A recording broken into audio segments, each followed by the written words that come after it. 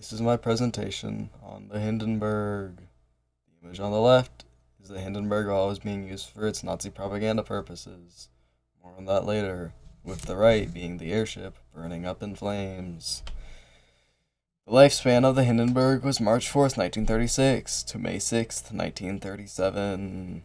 Again, the left is the balloon being used for Nazi propaganda, with the right it burning down. What made the Hindenburg famous? The largest reason for the fame of the Hindenburg is how the whole thing kinda exploded while doing the simple task of landing. This ended Zeppelin travel forever. These images are of the exploding airship. The first great achievement of the Hindenburg was its speed. It was powered by four 1,100 horsepower diesel engines. These engines allowed the airship to achieve its cruising speed of 76 miles per hour and its maximum speed of 84 miles per hour. That's fast. These images show the Zeppelin engines. The second achievement is how the Hindenburg had a transatlantic flight. It was expensive at $400 for a one-way from Frankfurt, Germany to Lakehurst, New Jersey, but it was incredibly important due to being twice as fast at 2.5 days across the Atlantic as compared to the fastest transatlantic cruisers. Those took 5 days to cross the sea. The Hindenburg had a specially designed lightweight aluminum piano on board for all entertainment and to push the premium feeling of the airship. These images are various advertisements for the piano.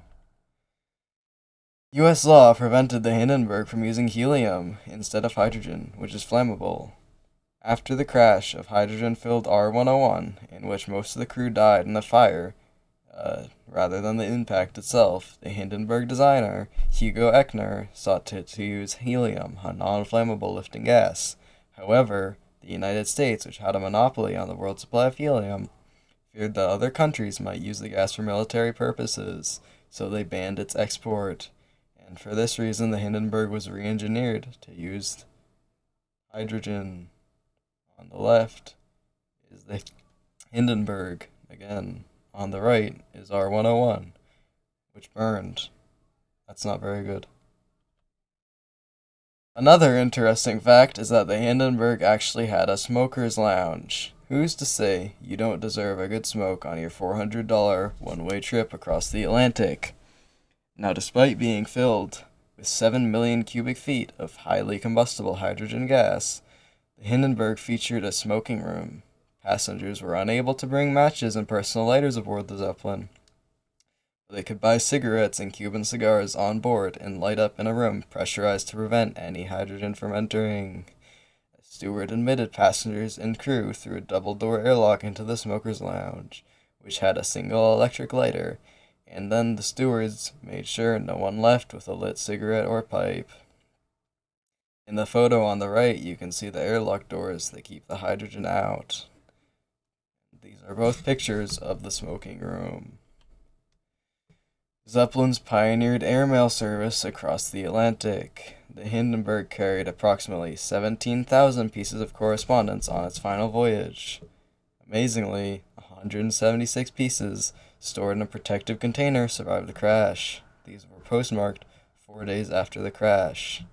The pieces, charred but still readable, are among the world's most valuable philatelic artifacts. These images are of letters that were on the exploding balloon. My last epic, fun, cool fact is that surprisingly survivors of the Hindenburg disaster far outnumber the victims. Anyone who has seen the graphic videos or pictures of the Hindenburg plunging to the earth in flames may be amazed to know that 97 passengers and crew on board, 62 survived. The disaster's 35 deaths included 13 passengers, 22 crew members, and a worker on the ground. Many survivors jumped out of the Zeppelin's windows and ran away as fast as they could. Top left is a survivor of the Hindenburg, and the other pictures are of the fallen Zeppelin. A crazy, interesting, oddball fact is that an image of the burning airship was used as the cover of Led Zeppelin's self-titled debut album, 1969. These pictures are of the album. The most controversial thing that happened to the Hindenburg was how when the Luftschiffbau Zeppelin went down bad, this is the company that makes the Hindenburg, they became bankrupt and they needed to ask the Nazi Party for funds. The Nazi Party obliged, giving 2 million marks, which is roughly equivalent to 50 million USD adjusted for inflation.